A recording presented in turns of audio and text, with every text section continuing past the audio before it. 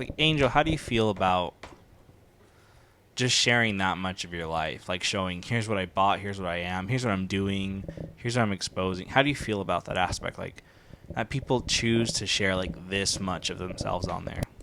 Um, I think it can. I personally, I'm a very private person, or mostly private person. Like I will share things, but um, not too much. Just things that I'm currently like happy about or working on. But Mm-hmm. um, I'm very anti like putting your problems and things like out there for everyone, and I don't know.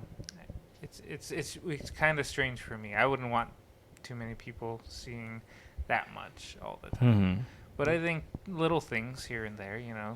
like look what I did. Like it's just a little update or something. Like that's fine. Once it's online, man, it's there forever. I think And there are some things that are just meant to stay for you, and yeah, you should that's okay. you should know that. The oh, go ahead. No, no, no, please. I Isn't insist. that the freeing thing of it though? Like being able to like have that moment where either I can share this or not, and then Mm-hmm. just don't, and you're like, this is for me. Mm-hmm. This isn't something where everybody knows about, and it's like at the end of the day, there's so much you can share, but it's like this little part is for me and my family, and everyone doesn't need to know this thing. Mm-hmm. Well, with influencers, from what I've seen, um, they almost like develop this. I don't want to say relationship because that sounds weird because they've never met or probably will ever meet any of these people. But like they develop this relationship, quote unquote, with their subscribers or they're this or they're that. Where it's like, well, I can just talk to you guys. We're friends, right? Like you wouldn't judge me, and then like in the comments, you'll say I'm great and I walk on water. So it's addictive in that sense. Like the one that you told me about that blew my mind was who were the people that rehome the kid? Oh, I Oh, don't even know their names. I don't. I I know don't remember. exactly. I know who you're talking about, but I don't Yeah, but remember I who don't they remember are. who they Even are. better, they can't sue. But I remember you telling me about them. And they're these YouTubers that adopted a kid, right? Mm-hmm. Yeah. They adopted a kid. And then when it didn't work out, she just went on her channel and was so casually like, oh, yeah. Because I think someone commented, like, where'd the kid go? Yeah, they hadn't seen him. Yeah. And she was like, oh, things didn't work out, so we rehomed him. Wasn't Like he it was a because he feral had cat. autism or Yeah, something? he had some type of like special needs, and The that's basically led to it. Yeah. Yeah, the thing of it is, like, I'm not gonna hold it against, like, whoa, we bit off way more we can chew, because Mm-hmm. that's a thing.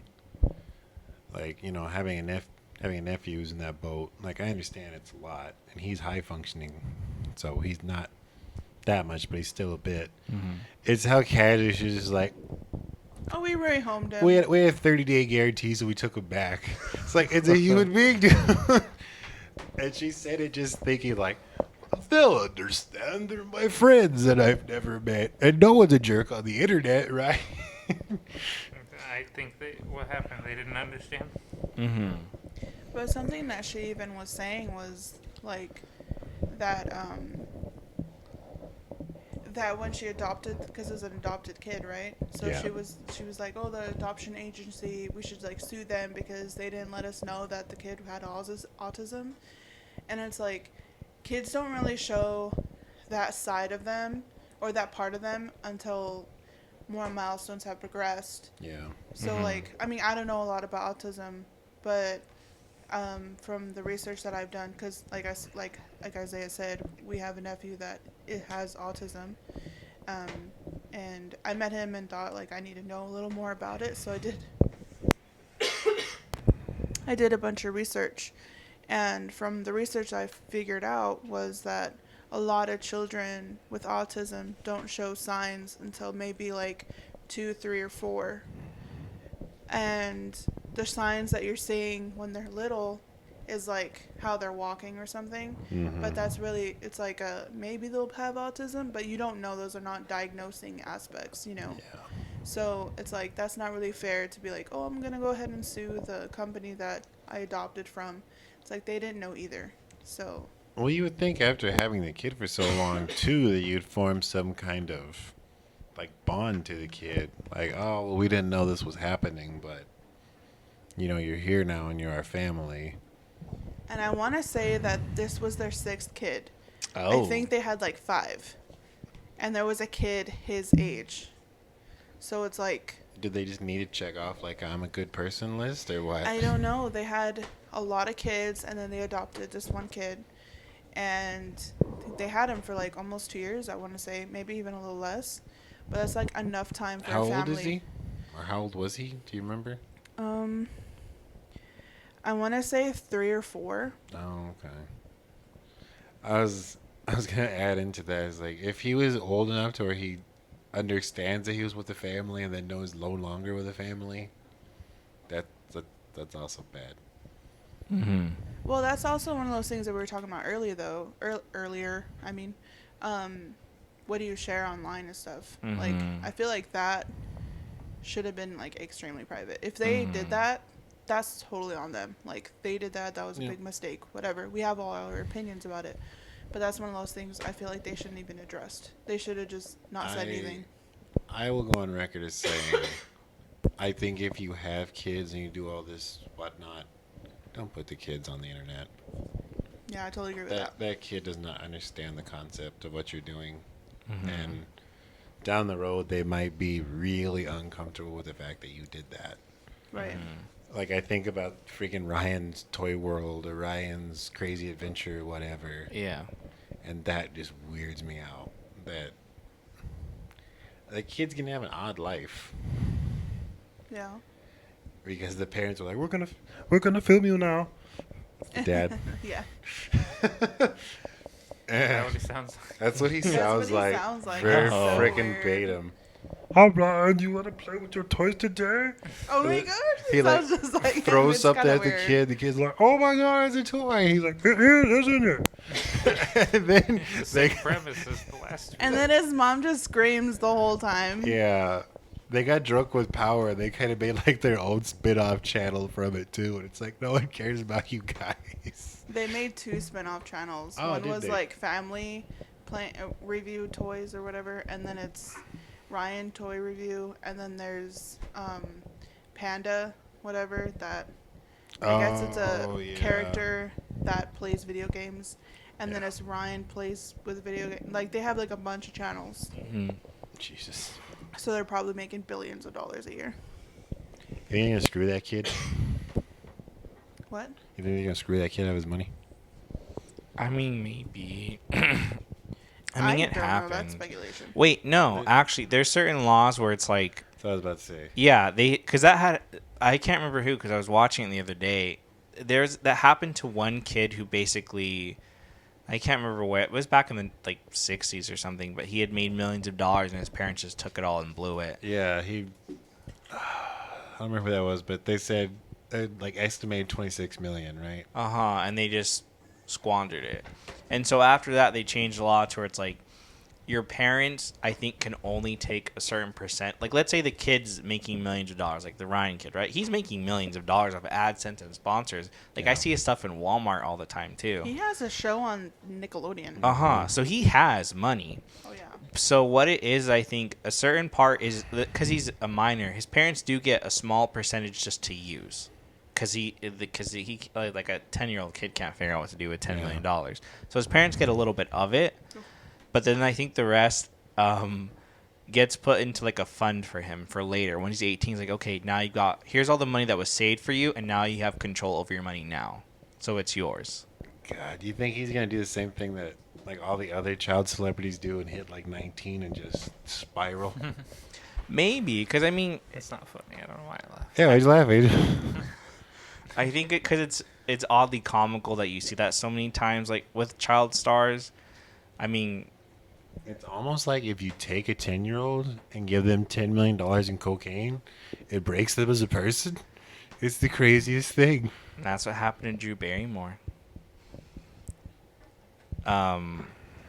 Because her mom, I was listening to her on Howard Stern the other day, And she's like, I got into this little fight with my daughter, and my daughter goes, "You're mean." Like something. Her daughter's like 7 or something. Yeah. She's like, why can't you? You're not being like mean. You're being like not friendly or something. She's like, and Drew goes to her daughter like, "I will never be your friend. Don't ever think for a second I'd be your friend." Because she goes, "I had a mother who was my friend, and I know what happened to that. I will be your mother. I won't be your friend though." Because her mother let her. Drew Barrymore was partying at Studio 54, doing cocaine at 12 years old. So she's like that. She was like, "That's why I'm not going to be your friend. Because I had a mom who was cool with me and wanted to party with me, and I got locked up in an institution for a year and a half. That's the only way I made it out alive. I basically had to like white knuckle it and like be told like you have really great insurance, luckily, but you're going to figure your life out." And she's like, that's and so she knows like the struggles of being a child star with a parent who like wants to cash in with you. She's like, I know how that works out. It doesn't work out well. And who knows what happens to that Ryan kid? I mean, hopefully like it doesn't happen because obviously they want him to look very clean and proper and like a nice kid. Yeah. But what happens when he wants to be a teenager and you see him smoking pot one time or something? Does that ruin all his image and all that stuff? And you know how Well- like he almost can't just grow up. Yeah. And that's the sad flip side of it too is every person you will ever meet in any context, he's gonna have to ask himself, well, do they really want to be around me, or do they just know who I am and think they'll get something out of that fact? You know what I mean? Mm-hmm. That has to be the most uncomfortable thing to live with as a quote unquote influencer. Like, I don't even know how that would feel. Like, Wow. I would be freaking out all the time. Like, is this a real friendship or is this a fake one? Do you want my money? Like, do you want my fame? Mm-hmm. Me and my buddy Jeremy both have that. I forget what the like condition or whatever it's called, where you think everyone's just out to get you. It's like he's being nice to me because he's up to something. He's up to something. Like, what's your game? Nah, nah, nah, nah, nah. So we make the joke now. It's like, no, I'm still in for the long con. I just haven't got you yet, but I'm still playing. I'm still planning. I'm like literally the exact opposite of that. Like, wear my heart on my sleeve completely. So if I was an influencer and No, I had it would break friends, you. I would just be constantly thinking that I have great friends around me and never think that they were using me for any kind of reason. Mm. That's scary. That sucks. That's what Drew Barrymore was talking about. It's like she had a mom who was her friend, and she was surrounded by people who she thought were her friends. And as long as the money and the cocaine kept flowing, they were like, "Oh yeah, you're great, Drew, you're great." I totally understand where she's coming from, but I probably wouldn't have said that I'm not your friend to your kid. How old is her kid? Do you know? I can look it up. Yeah, it's like 7 or 8. But she's a young kid, like no more than 7 Like probably. Marlon, probably. At the end of the day, no, they're not your friend. They're your parent. I know, but kids are very impressionable, and Yeah, they're 7, 8. like She has 2 daughters. I wouldn't have said that. Like, I'm just thinking about Marlon, like my son. If he asked me that, I would say, of course I'm your friend, but I'm your mom. Just remember that. Like, you know. I still say it's different. Like I said, I do see where she's coming from, though. Like, she was trying to make a point. Especially with her. But yeah, she lived in a very like extreme situation, and an unfortunate situation too. That, I'm sure her mother had a lot of things she had to work through, and that's tough when like, you guys they were both kind of weirdly trying to grow up, and they couldn't be like parents to each other and stuff. So it was a very complex situation and an extreme situation, which is just tough all around. But hopefully whoever is like a young kid influencer like that, that doesn't happen, or like even that kid Ryan, hopefully that it works out better for him.